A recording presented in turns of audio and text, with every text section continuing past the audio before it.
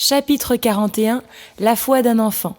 La tribune romaine, titre « Qui est le plus grand ?» Jésus a laissé les disciples seuls pour se rendre à Capernaum. Il devait les rejoindre un peu plus tard. Mais sans leur maître, le niveau spirituel est tombé très bas. Et c'est alors que la nature humaine s'est manifestée. Leur seul et principal sujet de conversation sur le chemin de Capernaum tourne autour de leur ego. Qui est le plus grand ? Nous avons pu recueillir les arguments de chacun des disciples sur le chemin qui les menait fort heureusement vers Jésus. Pierre a de bonnes raisons de croire que c'est réellement lui, le plus grand. Il a abandonné son métier de pêcheur, il a quitté sa famille pour suivre Jésus. En plus, il a marché sur les eaux. Certes, quelques petits pas, mais tout de même. Il a vu Moïse et Élie aux côtés de Jésus transfigurés. Donc, il n'y a pas de doute possible, c'est bien lui le plus grand.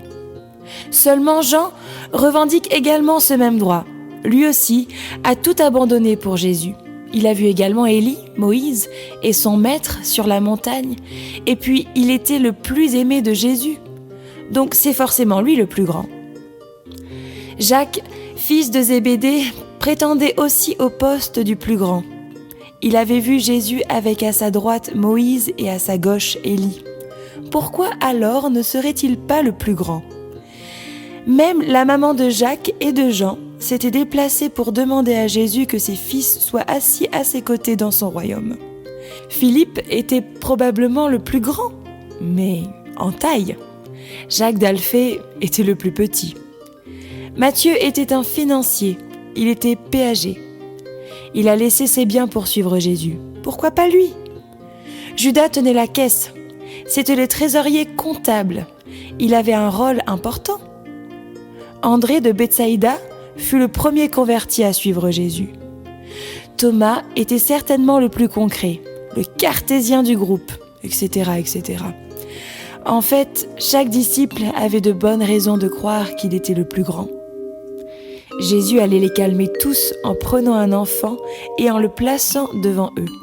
Il leur dit « Celui qui est le plus petit parmi vous tous, c'est celui-là qui est le plus grand. » Jacques d'Alphée, qui n'avait toujours pas compris, dit « C'est moi le plus petit, donc je suis le plus grand !»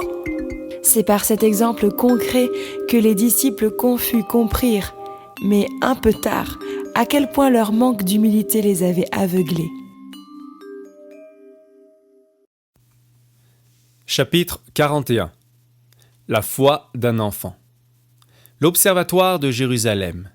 Titre : Un plan de carrière à mettre en arrière. Jésus connaissait les pensées charnelles des disciples. Qui est le plus grand ? Les apôtres voulaient exposer leur requête sur la situation pyramidale et hiérarchique en commençant par le plus grand, dont chacun croyait détenir la pole position. Jésus va leur présenter un enfant qui non seulement va les désarmer par son humilité, mais en plus va anéantir leur plan de carrière. Il leur dit : En vérité, si vous ne vous convertissez pas et si vous ne devenez pas comme les petits-enfants, vous n'entrerez pas dans le royaume des cieux. Nos journalistes ainsi que les pharisiens ne comprennent pas ces paroles de Jésus. Devenir comme un enfant pour entrer dans le royaume des cieux. Est-ce qu'un enfant peut réfléchir sur l'avenir de notre nation ? Pour nous, Juifs, l'Éternel est notre Dieu. Notre père et patriarche est Abraham, ainsi qu'Isaac et Jacob. Ensuite vint Moïse qui reçut les tables de la loi et nous donna le Pentateuque qui représente les 5 premiers livres de la Torah. Si un enfant n'a pas fait sa bar mitzvah, il n'est pas considéré comme un homme.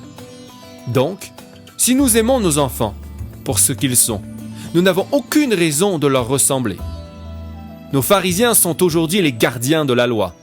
Certainement, les paroles de Jésus ne s'adressent qu'aux disciples. Nous devons également rester objectifs et admettre en tant que journalistes que de plus en plus de nos lecteurs sont convaincus que ce Jésus est le Messie promis dans les Écritures. Ce qui reviendrait à dire qu'il nous faudrait retrouver cette âme d'enfant, humble et innocente, fragile, et recevant ce Jésus qui détient les clés du royaume des cieux. Il a aussi déclaré « Laissez venir à moi les petits enfants, car le royaume des cieux leur appartient. »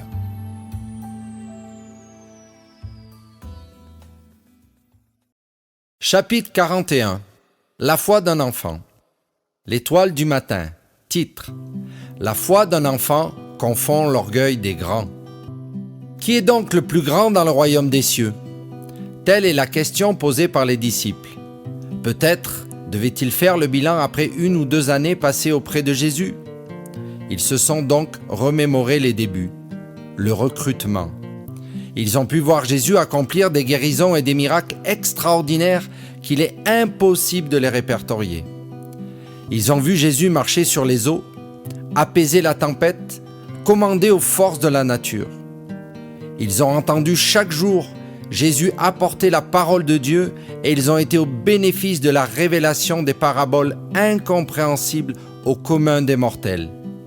Mais alors, qu'ont-ils donc retenu de tout cela? Qu'ont-ils donc compris pendant tout ce temps, passé en compagnie de celui qu'ils ont nommé Christ et le Fils de Dieu? Sont-ils également aveuglés par la nature humaine? Heureusement, Jésus rétablit une nouvelle fois la situation pour anéantir cette racine propre à l'homme, l'orgueil. L'orgueil est comme une plante prédatrice, comme le lierre qui envahit le corps qu'elle s'est choisi pour l'étouffer et ainsi prendre sa place et proliférer.